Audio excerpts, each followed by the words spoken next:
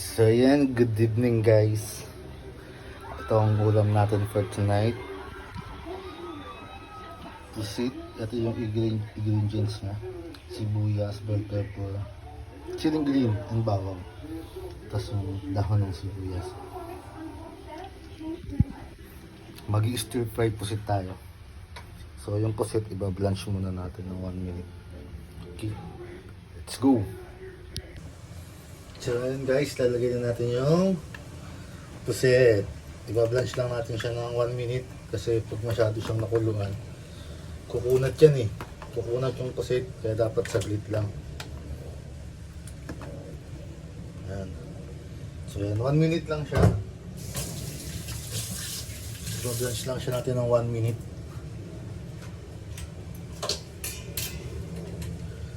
Para hindi siya kumunat.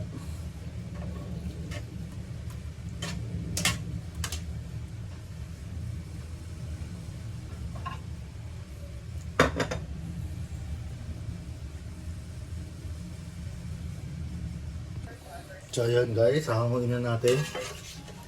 Kasi lulutuin pa naman ito mamaya. At hahanguin lang muna natin siya. Tapos isa-set aside natin yung pusit. Tapos mag-gigisa na tayo. Hugasan lang natin yung pinagkuluan nito.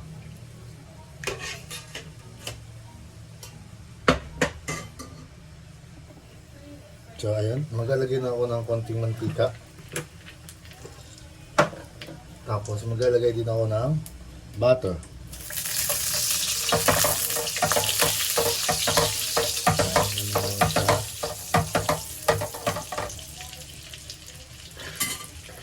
Tapos sunod natin yung bawang.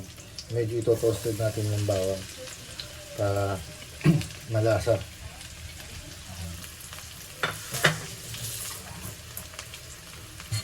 So ito-toasted lang natin itong bawang. So ayun, next natin ilalagay ay yung onions. Sabihin na rin natin yung sili. Siling green. Papalatasan lang natin yung aromatics.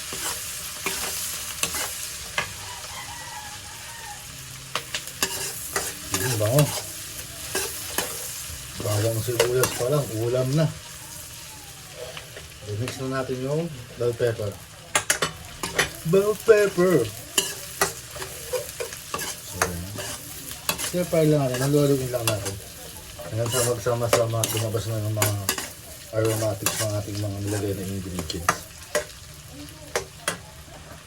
So, ayun. Okay na. Galagay ako ng 2 tablespoons ng oyster sauce. Mamasikas. Baka naman. So, magalagay din ako ng Knorr seasoning. Hindi lang. Okay, nahaluin lang ulit.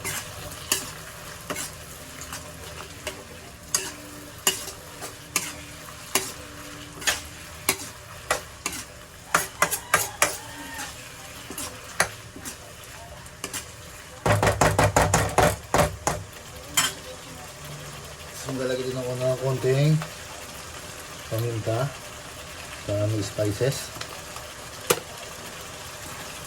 Okay na yung sauce natin. Lalagyan natin yung pusit.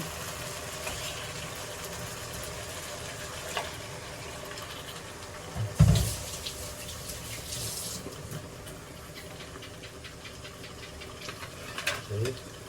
Sasahaluin lang natin siya. Lakasan nyo yung apoy para mabilis lang. Tignan nyo naman yan. Halo pa lang, masarap na. Malakas yung apoy niya ha.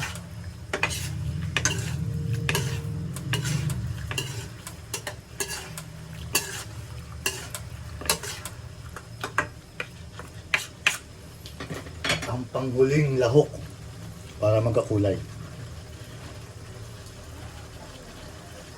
Kailangan ko lahat yan.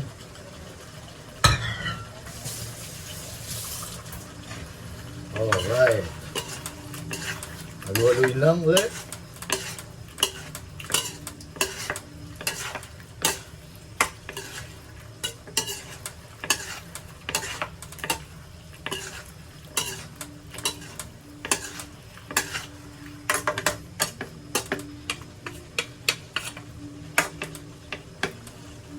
Kaunti na lang yan, mga 2 minutes na lang.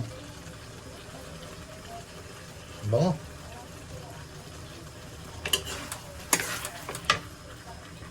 So ito na ang ating finished product na niluto. Stir fry. Pusit.